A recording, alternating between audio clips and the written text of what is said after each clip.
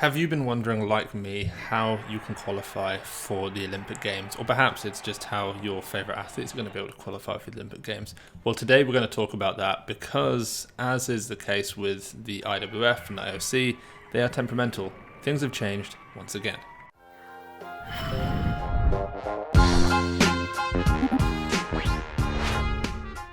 So first we're going to take a look at what has changed in terms of who is allowed to go, and then we're going to look into how it is that you are able to go. There are also some timestamps embedded into this, so if you just want to skip forward based on your current level of understanding, then of course feel free to do so. One of the first things to mention is that there's been a reduction in weight categories. So when I got into the sport in 2012, there were 8 men's weight classes, 7 women's. That went up to 8 on the women's side, so it was 8 and 8. For the last quad, that means the last 4-year period before the Olympics, that then dropped down to 7 and 7. And this quad, once again, it has dropped again from 7 on the men's side and 7 on the women's side to 5 on the men's side and 5 on the women's side. That's 10 total categories. So the women's has gone from 49, 55, 59, 64, 76, 87 and plus 87 down to 49, 59, 71, 81, 81 plus, which is just way too small of a category to house all of the super heavyweight women and the previous 87 kilo woman.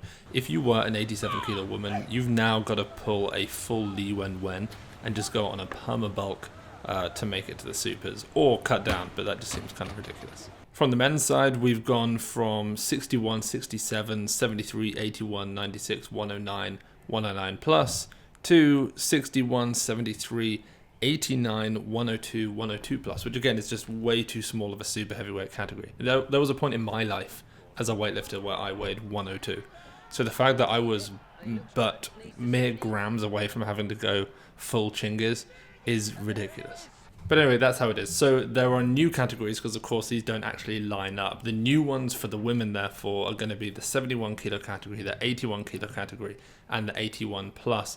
Then on the men's side, 89 is a new Olympic category, so is 102, and so, of course, is 102 plus. So that's understanding the categories. Now, in terms of who can go, it is now no longer 4 men and 4 women per nation, which was already a relatively contentious issue, as essentially it kind of prevented all of the top lifters from going, aka just the full Chinese squad, in favor of a more spread out, representative load of athletes turning up to the Olympics. I personally wasn't hugely bothered by that, not because I didn't want to see all of the top athletes. Obviously I wanted to see Tian Tao make the team, more just because that's what the Olympics is. The Olympics is supposed to be a representative display of athletes across the world. If we want to see the best weightlifters, we just have to watch the World Championships, watch an A session, and we get to see that. So now it's dropping once again from 4 men and 4 women per nation down to 3 men and 3 women per nation, which is going to make things even tighter. That means we're going to see a total of 50 men and 50 women qualifying through the new pathway, which we're going to get into now, plus 5 continental slots on the men's and the women's side, which again I'll explain shortly, 2 host country slots per gender and 3 universality slots per gender. Now, so that you can understand the changes in the qualifying procedure that have been made, here is the 30-second explanation of how it has been this last qualifying period. So there was an 18-month qualifying period made up of 3 6-month periods. You had to compete in each of those 6-month periods at least once. You had to compete a total of 6 times during that 18 months, and you had to total in at least 4 of those 6 competitions, but you could of course total in 6 out of the 6 if you wanted to. Your top 4 results were then averaged out using Roby points, and you were given a ranking. The top 10 per category went to the Olympics. One thing worth remembering, competing doesn't mean lifting. It means showing up, weighing in, and exposing yourself to the potential of a random drugs test. That is really important to remember. So now here's how it is different this time. So we've actually got a 20-month period. It's from the 1st of August 2022 until the 28th of April 2024. Athletes, as you can see here, must compete 5 times, not 6. And there are 2 compulsory events, and then they have to compete another 3 times out of these 5 non-compulsory events. Well, they're compulsory in that you have to compete in 3 of the 5, but you don't have to compete in 5 of the 5.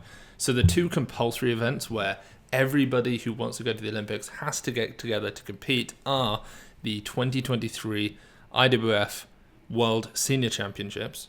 So that's in Q4 of 2023. That's in a year and a half from now. And then a few months later, the 2024 IWF World Cup. That's going to be in the second quarter of 2024, which basically means April, because the whole qualifying period ends at the end of April. So it's going to have to be in April if it's going to be in Q2 2024.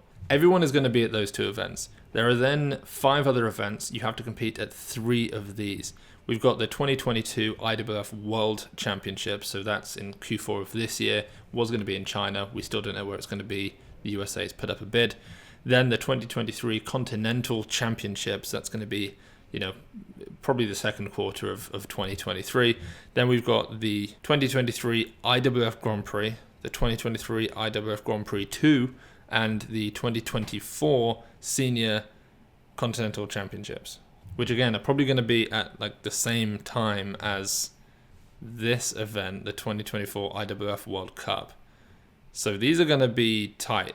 So what I imagine is that people are going to turn up and compete at one of them, turn up to the other and compete, but not actually total. Something really important though is that we look at section C, part 1D.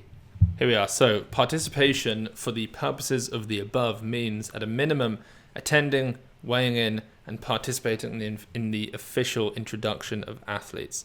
So once again, competing, so these 5 competitions I've got to do, really only means turning up to and just being there for weigh-ins. And unlike the previous qualification system where you had to total in at least 4 of these competitions and they'd average them out, this time they are taking your best single result in the weight category that you're going to compete in. If, by the way, you're going to compete as an 89 at the Olympics, but you actually lift as an 81 at these competitions, they'll just count you as an 89. But what this means is that you just have to turn up in unbelievable shape to one of these 5 competitions, 2 compulsory, 3, out of the other 5 competitions that we've looked at. You just have to turn up in incredible shape one time, put in one incredible total, and then just turn up to the other 4, compete by just weighing in, but not actually lifting. This is kind of crazy to me. What I hope is that we don't actually see this happening from too many athletes. China, for example, turned up to a lot of competitions more than they needed to, and they competed in them more than they needed to. The same was true with Georgia. The same was true with most countries. There were occasions where athletes gamed the system to some degree. They turned up multiple times just to weigh in, and that was it. But hopefully we don't see too much of that. Another thing that this does do, it makes it simpler to understand. This is going to be one ranking per Olympic category, and you can basically just look at who has the best total. You just need one amazing total rather than averaging it out. It prevents issues like the Sarab Maradi issue last time, where he was injured, he couldn't compete in one of the 6-month periods, and therefore he wasn't able to average out a good enough Roby point in order to qualify. We don't have that. You just need one competition. So basically, just to recap, you have 5 competitions in total. 2 of them are mandatory. Everybody must turn up to those. That's the 2023 IWF Senior Championships and the 2024 IWF World Cup. Then you have to turn up and compete, weigh in at 3 other competitions made up from the World Championships this year all the way around to the 2024 Continental Championships. Your best performance will be chosen. The top 10 performances in each category will go to the Olympics. But of course, if you are from a country where multiple people qualify in a single category, that country will have to choose which athlete they send. The other athletes will be removed from that top 10 list and more people will enter the top 10 list. Then, just as with last time, the top athlete in each category in each continent outside of the top 10 will also qualify. So for example, if you are number 12 in the world, you're not going to get in the top 10, but if you're then the next highest in Europe outside of the top 10 because the person who's in slot 11 is from Asia, you will go, as will that person in slot 11 because they're the top in their continent outside of the top 10. And then also the host country, in this case France, because it's Paris 2024, the host country is guaranteed 4 spots, 2 men and 2 women. That means that they can still have 3 and 3, but if, for example, they'd only qualified 1 male and 1 female weightlifter, they could bump those up to 3 male and 3 female lifters as long as those other athletes had competed in, I think it's only 4 of the total competitions rather than 5. Not quite sure why they get that luxury, but they do. And then the final spots will be allocated as these universality places. This was with the Tri-Part Commission that we saw last time, which just helps make sure that we get athletes represented from all parts of the world. That is how you qualify for the Olympic Games if you, like me, are just making sure you don't miss out on your chance to qualify.